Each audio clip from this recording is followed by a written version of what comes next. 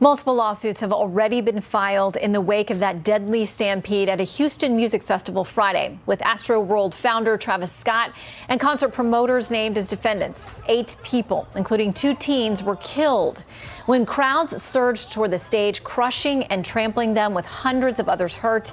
The rapper completed his set, later releasing a statement saying he did not realize how out of control things had gotten and that he was, quote, devastated by the tragedy. Let's bring in class action attorney Kelly Hyman and lawyer Differently founder attorney Bryan Rotella. Thank you both for being with us. It is just tragic to watch these videos, to hear these stories.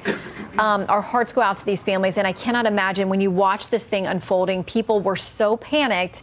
And yeah, there are lawsuits already filed. We knew it would only be a matter of time. I want to read something from FoxNews.com today about this. It says, Scott's reputation for chaotic shows famously started after a 2015 appearance at the Lollapalooza Festival in Chicago, where he was arrested only minutes into his show and charged with disorderly conduct after encouraging fans to jump barriers and rush the stage. The rapper pleaded guilty in that incident, was sentenced to 1 year of probation. Kelly, how much would a judge allow that past issue to be considered in a lawsuit involving what happened tragically Friday night?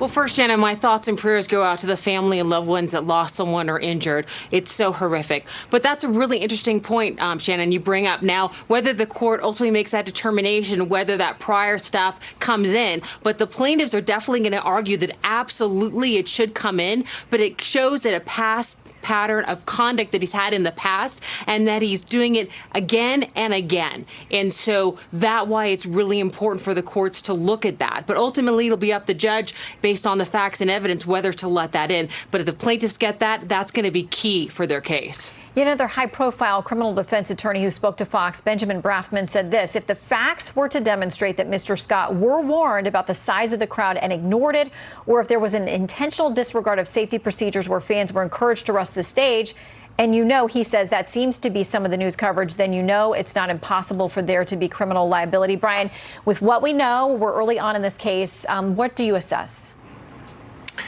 Well, Shannon, remember, with the criminal standard, it's beyond a reasonable doubt. Here, it's preponderance of the evidence, which means the jury just has to find in these civil lawsuits just a little bit more that Mr. Scott was liable. I agree with Kelly, and let me tell you here that there's 2 other incidents that would have given the standard of what we call foreseeability. He should have known or knew or should have, or what he knew. And it's 2017, there was a stampede where he was arrested for inciting a crowd. And then in 2019, at the same event, the Astroworld event, 3 people were trampled back then.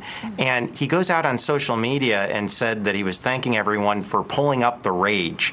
And I don't know that it was mentioned, but back in May of this year, when the concert tickets sold out, he wrote out on social media again, Mr. Scott wrote, "It's okay because we're going to still sneak the wild ones in." Again, the song here, sadly, is going to be foreseeability. That sounds like it was foreseeable that he knew some bad stuff could happen, and unfortunately some really bad stuff happened, tragic stuff happened, and people lost their lives. I do think Mr. Scott's going to have a lot to answer for. I think if this gets to a jury, he's going to have to pay for it. Well, again, you mentioned it, and it's important to note those distinctions between criminal and civil. In either case, it could, the plaintiffs and the victims here could have a lot of avenues for going after the people involved. Now, this is really a concert handled by Live Nation. They've got a posting of liability, generally, of their events. They say, you voluntarily assume all risks and danger incidental to the event for which the ticket is issued, whether occurring before, during, or after the event, and you waive any claims for personal injury or death against us, management, facilities, leagues, artists, and other participants. Kelly, would that hold up in a case like this to bar liability? That's a good question, Shannon. Ultimately, it'll be up to the judge to make that determination, but some would argue that you can't waive away your rights to stuff that's in the future. And so just because of that doesn't mean that you're just giving up all your rights by doing the tickets, and that it was foreseeable and they should have taken action to protect the people. Yeah, again, our best goes out to these folks who have suffered a lot of loss and people who are still very heavily injured at this point and families who are grieving. We'll watch this. It's just the beginning of probably a legal fight that's going to go on for years. Kelly and Bryan, thank you very much for your expertise. Thank you, Shannon. Great to see you. Finally tonight, we've got another